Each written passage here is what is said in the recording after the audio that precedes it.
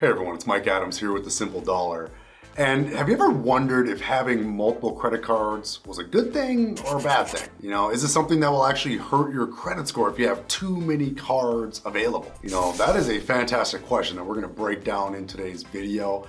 What I could say up front is that having multiple cards doesn't necessarily hurt your credit score, but if those cards are used incorrectly or irresponsibly, it can definitely damage your credit score. So let's talk about some of the pros and cons here in today's video.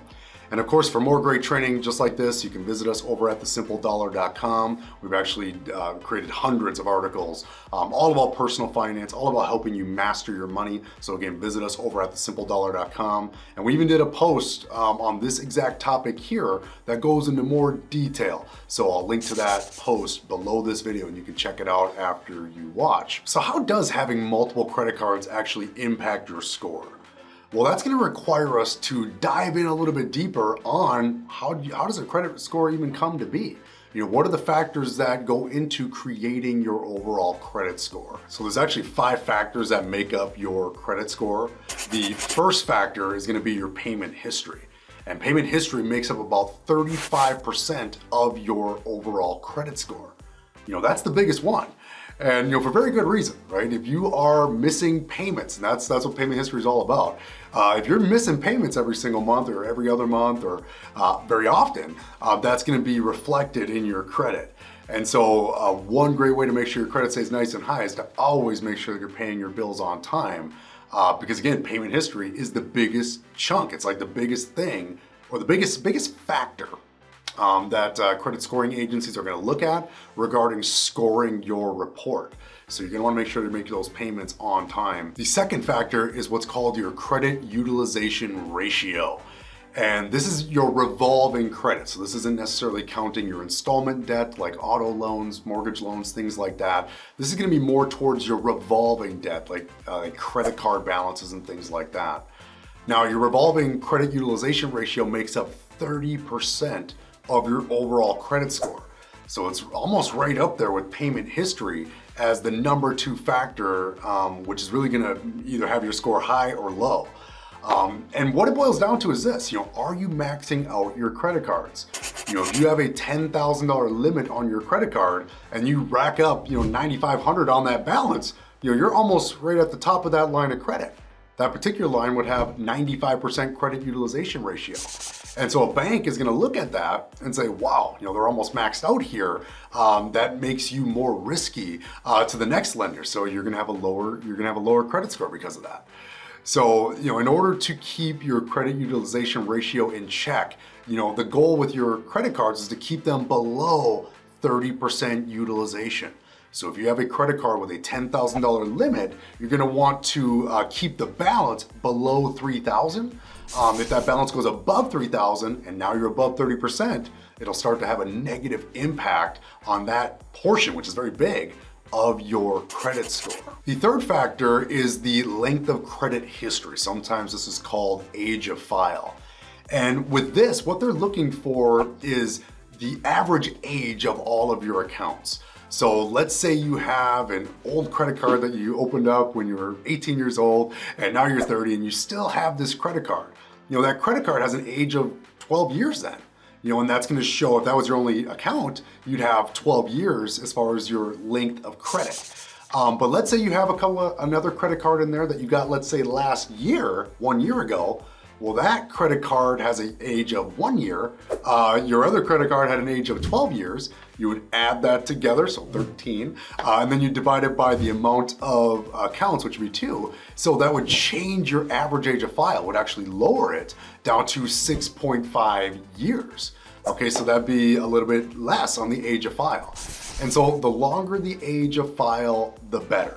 Okay, banks and lenders like to see a nice long payment history. They like to see that you've been using credit and not defaulting on credit over the long haul. And so length of credit history is actually 15% of your overall credit score. And this is one of those reasons why when you're new to credit, it can be tougher to get credit because you have no age of file, you have no length of credit history. So, you're gonna want to establish that. And when it comes to your old lines of credit, Many times folks will want to close those old lines of credit. Maybe you have an old credit card, you don't use it anymore, and so you want to cancel it and you're going to open up this new one. Here at the Simple Dollar, we'd advise you to not close that card, because if you do so, it's going to reduce your average age of file, which will impact your credit score. So just bear in mind that every single time you open a new line of credit, you will be reducing or lowering your average age of file. And so bear that in mind, and we don't want to be applying for too much new credit because it can ding that portion of your credit score. The fourth factor is what's called your mix of credit, or credit mix. And what that means is that the banks like to see that you're using different types of credit. So they like to see that you have, let's say, a mortgage, a car loan, or even a student loan. But they also like to see that you have, let's say, a credit card and you're using that, or different vendor accounts and you've paid them back on time. So you have installment loans, you have credit cards, and you're paying all this on time. That's a good mix of credit. That's what banks and lenders really like to see. And so the mix of credit makes up about 10% of your overall credit score. And the fifth factor is new credit. And so this boils down to how much new credit are you applying for? Every time you apply for credit, you're gonna get what's called a hard inquiry on your credit. And so lenders don't want you to have too many hard inquiries in a short period of time. Typically, if you have less than 3 inquiries in a 2-year period, lenders won't view that too negatively. But if you have been applying for a ton of credit, maybe you've been getting denied credit, and so you're applying for multiple lines of credit, you get denied, and you have 5 or 6 hard inquiries on your credit, banks are gonna look at that and they're gonna say, okay, obviously they're trying to get a lot of credit. We don't know why. It makes us a little bit more nervous here. And it makes this whole situation more risky based on perception to the lender. So new credit makes up about 10% of your overall credit file. And so you don't want to be applying for a ton of new credit within a short window, because that will damage that portion of your credit score. So now that we know a little bit more about that, let's answer the question, is it a good thing or a bad thing to have multiple lines of credit? And here at the Simple Dollar, we can safely say that having multiple lines in and of itself is not a bad thing. Certainly if you are planning to use them responsibly, and let's say you're using them just for your monthly transactions, your monthly bills, and you're paying off the credit cards in full every month, that's a great way to rack up rewards points, cashback programs.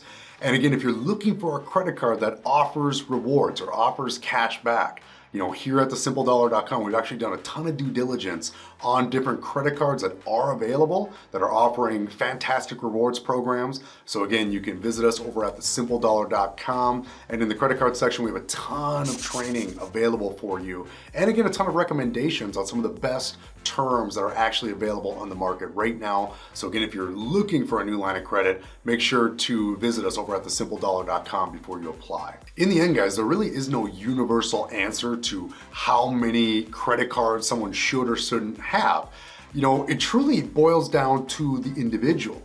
If you're somebody that, let's say we're a little loose with our budget and, and personal finance kind of stresses us out a little bit, in that scenario, maybe it doesn't make a lot of sense to have multiple credit cards where you're doing some transactions here and here and here. For some people, having multiple credit card balances can be, a little daunting, and create a lot of pressure around, paying those bills every single month.